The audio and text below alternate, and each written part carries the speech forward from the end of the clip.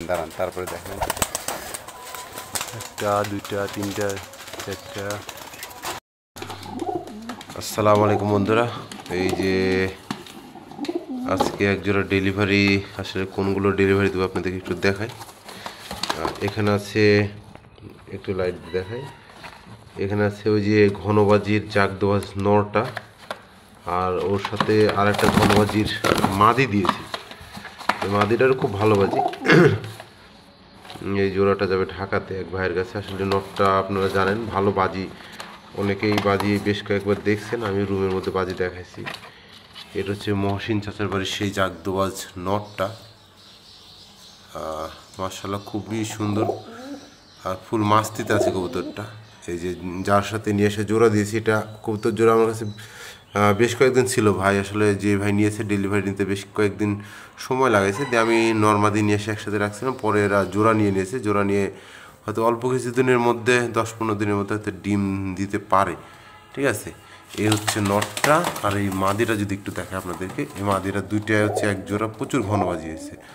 আর বাজি তো আপনারা দেখছেন, তারপর আমি বাজির ভিডিওর সাথে অ্যাড করে দেবো। খুবই সুন্দর এক জোড়া কবুতর ডেলিভারি হলো। আসলে এই নটটা আমারও অনেক দামে কিনা ছিল, 2 বছর ঘুরে ঘুরে নটটা আমি উঠাইছিলাম মহসিন চাচার কাছ থেকে।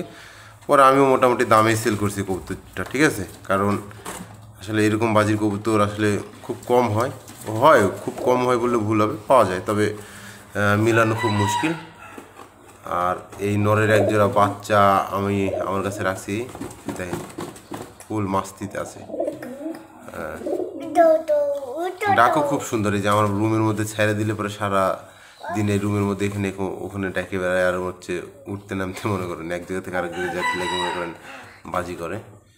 এই হচ্ছে এক জোড়া ডেলিভারি। এর ভিতরে আপনার আরও বেশ কিছু কবুতর ডেলিভারি দিয়েছি, কিন্তু তাড়াহুড়ার কারণে ভিডিও আপনাদের আসলে দেওয়া হয় না। যাই হোক, এই জোড়া কবুতর হচ্ছে ঢাকার রিং রোডে পাঠাচ্ছি। আমার এক বন্ধু ঢাকাতে যাবে, কবুতর জোড়া আরও 2-1 দিন লেট হতো পাঠানোর জন্য, কিন্তু আমার বন্ধু যেহেতু যাবে, বিশ্বস্ত একটা লোক, আর এত দামি কবুতর দেখা যাচ্ছে যে যেন তেন লোকের কাছে দেওয়া যায় না। আর আমি সাধারণত দিলে পরে ডাইরেক্ট যে বাসগুলা ঢাকার মধ্যে দিলে পরে হানিফ ন্যাশনাল, দেশ ট্রাভেল, বিশ্বস্ত যে বাসগুলো, এগুলোতেই দিই, একটু টাকা বেশি লাগলেও।